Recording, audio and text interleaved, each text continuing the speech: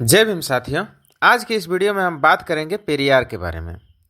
पेरियार रामास्वामी, जिसे दक्षिण भारत के बहुजन प्रणेता भी कहा जाता है, धार्मिक विषयों पर वो क्या विचार रखते थे, इस वीडियो में हम बात करेंगे। इस वीडियो में हम बात करेंगे कि पेरियार धर्म के विषय में, विशेषकर हिंदू धर्म के विषय में क्या सोचते थे। पेरियार का पूरा नाम पेरियार ईवी रामास्वामी थे। ईवी रामास्वामी के धार्मिक विचारों में धर्म का तीव्र विरोध शामिल था, क्योंकि उसके अनुसार तथाकथित धार्मिक लोगों ने मासूम और अज्ञानी लोगों को अंधकार में रखने और उसका शोषण करने का काम किया है। उसके लिए धर्मगुरुओं ने मिथकों और अंधविश्वासों का आविष्कार किया। पेरियार अपने आप में एक नास्तिक और तर्कवादी व्यक्ति थे। पेरियार दक्षिण भारत में ब्राह्मणवादी हिंदू धर्म के कटु आलोचक तो थे ही, पर उन्होंने हिंदू के साथ साथ इस्लाम और ईसाई धर्म की भी आलोचना की।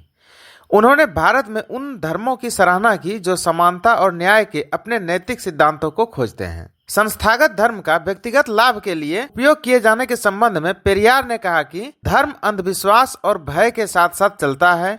धर्म प्रगति को रोकता है और मनुष्य को दबाता है। धर्म दमित वर्गों का शोषण करता है। हालांकि धर्मों के रूप में वे अंधविश्वास, शोषण और तर्कहीनता के आरोपों से घिरे रहते हैं। पेरियार के अनुसार वैदिक हिंदू धर्म नाम का कोई भी धर्म था ही नहीं जो किसी स्थान से लिया गया हो। हिंदू धर्म की कोई अलग सिद्धांत या कोई विशेष पवित्र पुस्तक न होने के कारण पेरियार इसे एक काल्पनिक धर्म कहा करते थे।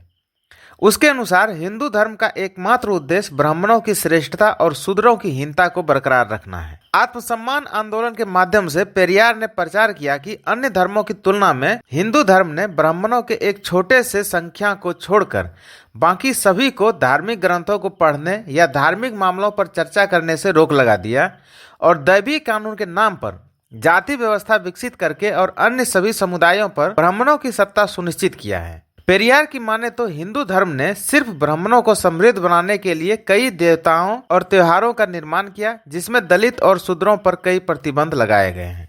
हिंदू धर्म और हिंदू वर्ण व्यवस्था पर महात्मा गांधी के विचारों के बारे में पेरियार ने लिखा है कि जिस दिन गांधी ने कहा कि केवल ईश्वर ही उसका मार्गदर्शन करता है, वर्णाश्रम धर्म ही दुनिया के मामलों को संचालित करने के लिए सबसे अच्छी प्रणाली है और सब कुछ ईश्वर की इच्छा के अनुसार होता है, हम इस निष्कर्ष पर पहुंचे कि गांधीवाद और ब्राह्मणवाद में कोई अंतर नहीं है।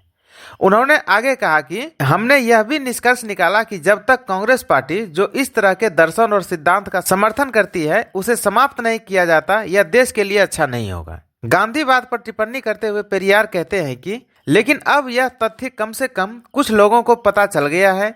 उन्हें गांधीवाद के पतन का आह्वान करने के लिए बुद्धि और साहस प्राप्त हुआ है।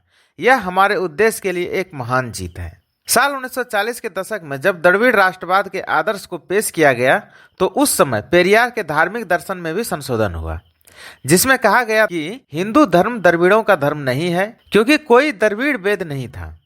द्रविड़ों के बीच प्रचलित आर्यन वेदों को पवित्र पुस्तकें कहा जाता था, जो बताती थी कि द्रविड़ों के साथ कैसा व्यवहार किया जाना चाहिए, लेकिन द्रविड़ों को इन ग्रंथों को ज्ञान प्राप्त करने से रोक दिया गया था। 1940 में न्याय परिसंघ में अपने अध्यक्षीय भाषण में रामास्वामी पेरियार ने कहा कि हमें अपने धर्म में कुछ सुधार करने होंगे। हमारे बहुत से देशवासी सोचते हैं कि वे हिंदू हैं। जब आप खुद को हिंदू कहते हो तो आप आर्य सिद्धांतों को स्वीकार करते हो। वे आगे कहते हैं कि हिंदू और हिंदू धर्म शब्दों का इस्तेमाल हमारे पूर्वजों ने अपने किसी भी काम में नहीं किया। विश्व धर्मों के इतिहासकार कहते हैं कि हिंदुओं का पवित्र पुस्तकें वेद, उपनिषद, आगम, पुराण और इतिहास है। आप देखेंगे कि द्रविड़ों के किसी भी प्राचीन धार्मिक कार्य को उन धार्मिक पुस्तकों में शामिल नहीं किया गया है।